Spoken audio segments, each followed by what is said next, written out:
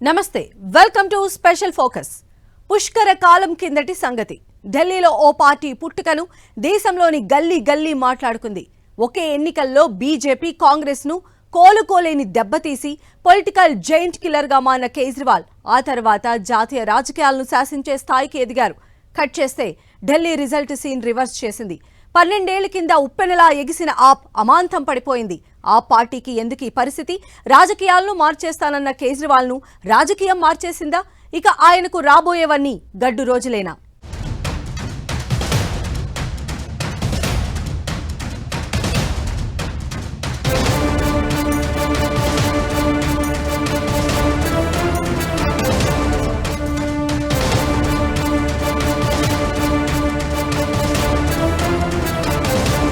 ఉప్పెనలా ఎగిసి అమాంతం పడిపోయి అప్పుడు జైంట్ కిల్లర్, ఇప్పుడు కిల్. చీపురు పార్టీ పని అయిపోయినట్లేనా?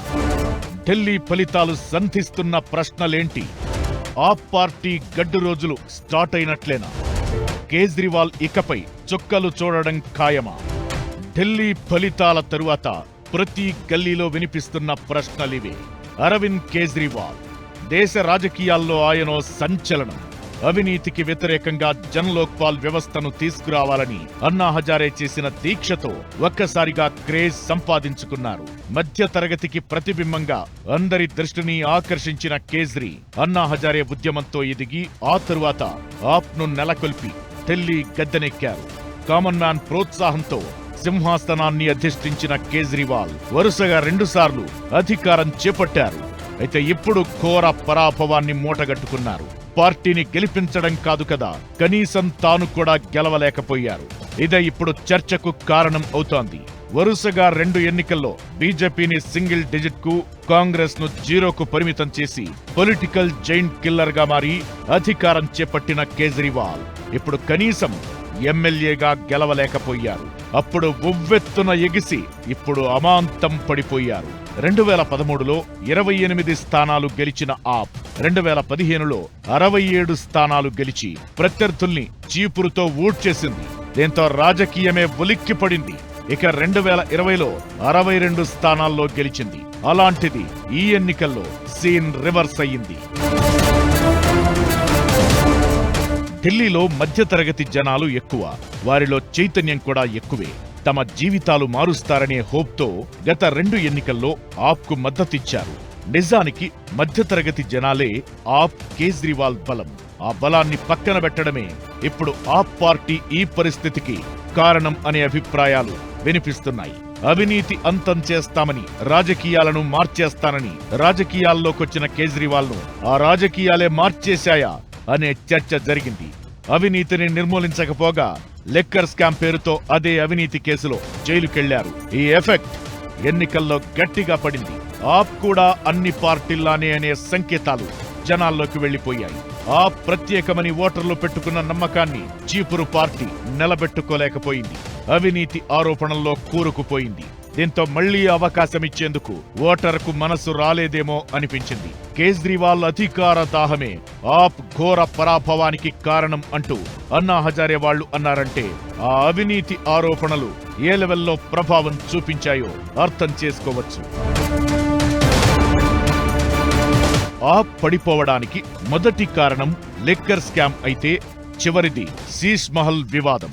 ఢిల్లీ సీఎం అధికార నివాసానికి సుమారుగా 33 కోట్ల ప్రజాధనంతో మరమ్మతులు చేపట్టినట్లు కాగ్ నివేదికలో తేలింది.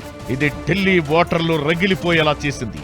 మిగతా పార్టీ నేతల విశాలమైన బంగ్లాల మీద సెటైర్లు వేసే కేజ్రీవాల్ అసలు గుణం ఇదా అని మధ్య తరగతి ఓటర్లు కోపంతో ఊగిపోయారు. దీన్ని కంట్రోల్ చేసేందుకు కేజ్రీ ఎన్ని ప్రయత్నాలు చేసినా ఫలితం లేకుండా పోయింది. ఇమేజ్ భారీగా డ్యామేజ్ అయింది. ఆ ఫలితం ఎన్నికల్లో కనిపించింది. ఉచిత విద్యుత్, ఫ్రీ వాటర్, మొహల్లా క్లినిక్ లాంటి సంక్షేమ పథకాలతో ఫస్ట్ టర్మ్ లో వరల్డ్ వైడ్ గా పేరు తెచ్చుకున్న కేజ్రీవాల్ 2వ దఫాలో పాలనను గాలి కొదిలేశారు. లెఫ్టినెంట్ గవర్నర్ తో గొడవలే సరిపోయాయి. రోడ్లు, డ్రైనేజీ వ్యవస్థతో పాటు అభివృద్ధి పడకేసింది. ఇది బీజేపీకి ఆయుధమైంది. చీపురుని చిన్నాభిన్నం చేసింది. వీటన్నింటికీ మించి వరుసగా 2 సార్లు అధికారంలో ఉన్న పార్టీగా జనాల్లో వ్యతిరేకత కూడా ఆప్ ఓటమికి కారణం అయింది. ఇక సరిగ్గా ఎన్నికల ముందు నేతల జంపింగ్స్ ఆప్ను మరింత వీక్ చేశాయి. సామాన్య జనాలే ఆప్ పార్టీ బలం. నిస్వార్థంగా పనిచేస్తూ ఆప్ను వరుసగా 2 సార్లు అధికార పీఠం ఎక్కించారు. అయితే గత 5 ఏళ్ల పాలనలో వారిని కేజ్రీవాల్ పట్టించుకోలేదనే టాక్ ఉంది. దీంతో వాళ్లలో చాలా మంది సామాన్య జీవనం గడిపితే మరికొందరు బీజేపీకి షిఫ్ట్ అయ్యారు. ఇక కమలం పార్టీ గ్రౌండ్ లెవెల్లో మరింత స్ట్రాంగ్ అయింది. అది ఆప్ ఘోర పరాభవానికి కారణమైంది. ఇక పోలింగ్ కు కొద్ది రోజుల ముందు యమునా నది నీటిలో హర్యానా విషం కలుపుతోందంటూ కేజ్రీవాల్ చేసిన ప్రచారం ఓటర్లకు చిరాకు తెప్పించింది. అప్పటికే కోపంతో రగిలిపోయిన జనాలు తమ పవర్ ఏంటో చూపించారు. కట్ చేస్తే సొంత నియోజకవర్గంలోనూ కేజ్రీవాల్ దారుణ పరాభవాన్ని మూటగట్టుకున్నారు. అయితే ఆ పని అయిపోయినట్లేనా? ఇక కోలుకోవడం కష్టమేనా అంటే అవును అని పూర్తిగా చెప్పలేని పరిస్థితి. 2020 ఎన్నికలతో కంపేర్ చేస్తే చీపురు పార్టీ 10% ఓట్లను కోల్పోయింది. ఆప్ ఖాతాలో ఇప్పటికీ 43% ఓట్లున్నాయి. పైగా పంజాబ్ లో 90 మంది ఎమ్మెల్యేల బలముంది. గోవా, గుజరాత్ లోనూ ఉనికిని చాటుకుంది. అయితే ఇప్పుడు ఢిల్లీ ఓటమి అన్ని రాష్ట్రాల్లోనూ ప్రభావం చూపించడం ఖాయమనే అభిప్రాయాలు వినిపిస్తున్నాయి. తాను ఓడిపోయాడు, పార్టీ ఓడింది. మరి ఇప్పుడు కేజ్రీవాల్ పరిస్థితి ఏంటి? ఢిల్లీ ఫలితాల తర్వాత చాలా మందిని వెంటాడుతున్న ప్రశ్న ఇది. పార్టీలు లుకులుకులు ఒకవైపు, వెంటాడుతున్న లిక్కర్ స్కామ్ మరోవైపు. ఇలాంటి పరిణామాల మధ్య కేజ్రీవాల్ కు ఎదురు కాబోయే సవాళ్లేంటి? పార్టీని ఎలా కాపాడుతారు? ఇక కేజ్రీవాల్ రాజకీయ భవిష్యత్తు ప్రశ్నార్థకమేనా? హస్తిన రాజకీయాల్లో ఏ మలుపులు ఉండబోతున్నాయి?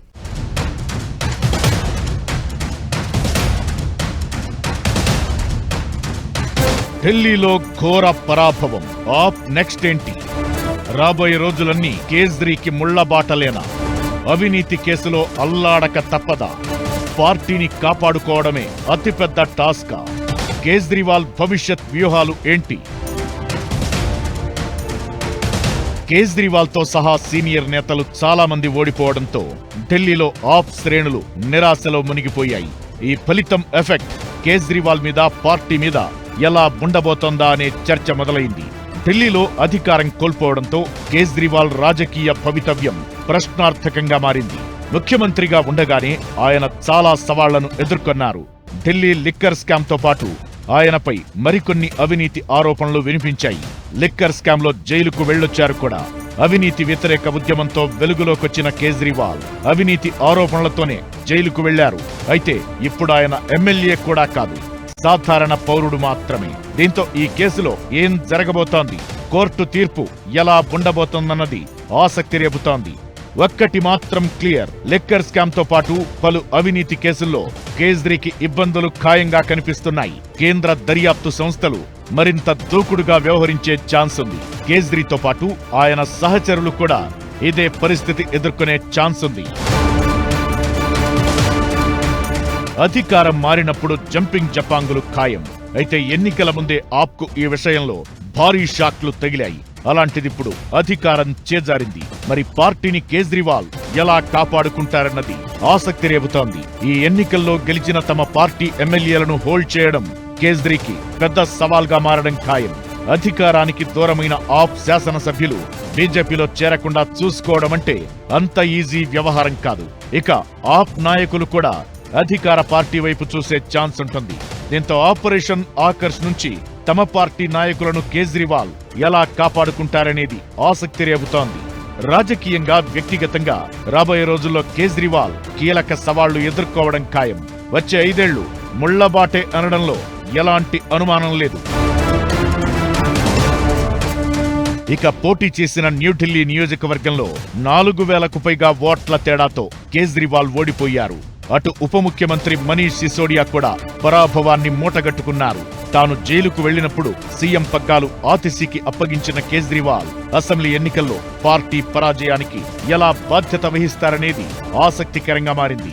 పార్టీ పగ్గాలు ఎవరికైనా అప్పగిస్తారా, లేదంటే తానే కొనసాగుతారా అన్నది $1 మిలియన్ ప్రశ్న. బీజేపీ ప్రభంజనాన్ని తట్టుకుని సీఎం ఆతిషి విజయం సాధించడం ఆప్కు అంతో ఇంతో ఊరట కలిగించే అంశం. ఢిల్లీ ఎన్నికల్లో ఓడిపోయిన కేజ్రీవాల్ రాబోయే రోజుల్లో ఎలాంటి కార్యాచరణతో ముందుకు వెళతారనేది చర్చకు దారితీస్తోంది. కుదేలైన పార్టీని పునర్నిర్మించడానికి ఆయన ఏం చేస్తారన్నది ఆసక్తి రేపుతోంది. అధికారంలో లేనప్పుడే లెఫ్టినెంట్ గవర్నర్ను పావుగా వాడుకుని కేజ్రీవాల్ ను బీజేపీ ముప్పు తిప్పలు పెట్టింది. ఇప్పుడు అధికారంలోకొచ్చిన కాషాయ పార్టీని ధీటుగా ఎదుర్కొని నాయకులు కార్యకర్తలను కాపాడుకోవాల్సిన బాధ్యత ఆయనపై ఉంది. దీన్ని ఎలా ఎదుర్కొంటారన్నది ఇంట్రెస్టింగ్ గా మారింది. ఢిల్లీ ఓటమి జాతీయ రాజకీయాల్లో చక్రం తిప్పాలన్న కేజ్రీవాల్ ఆశలపై నీళ్లు జల్లడం ఖాయం. నిజానికి ప్రధాన ప్రతిపక్షమైన కాంగ్రెస్ స్థానంలో ఆమ్ ఆద్మీ పార్టీని తీర్చిదిద్దాలని కేజ్రీవాల్ వ్యూహాలు రచించారు. 2014 ఎన్నికల్లో వారణాసిలో మోదీపై పోటీ చేసి ఓడిపోయారు. ఆ తరువాత కొన్ని రాష్ట్రాల్లో లభించిన ఓట్ల శాతంతో ఆమ్ ఆద్మీని దేశ రాజకీయాలకు ప్రత్యామ్నాయంగా రూపొందించాలని అనుకున్నారు. అయితే అందుకు మోడల్గా ఢిల్లీని రూపొందించలేకపోయారు. అదే ఈ ఎన్నికల్లో ప్రభావం చూపించింది. దేశ రాజకీయాలను ఏలేందుకు ఇన్నాళ్లు చేతిలో ఢిల్లీ ఉండేది. దీన్ని మోడల్ గా చూపించి ప్రచారం చేసేవాళ్లు. అయితే ఇప్పుడు ఆ పరిస్థితి లేదు. పైగా ఇండియా కూటమిలోనూ కేజ్రీవాల్ హవా తగ్గడం ఖాయం. ఇప్పటికే కాంగ్రెస్ కేజ్రీ మధ్య విభేదాలు వచ్చేశాయి. ఇలాంటి పరిణామాల మధ్య ఆ ప్రయాణం కేజ్రీవాల్ నిర్ణయాలు ఎలా ఉంటాయన్నది ఆసక్తి రేపుతోంది.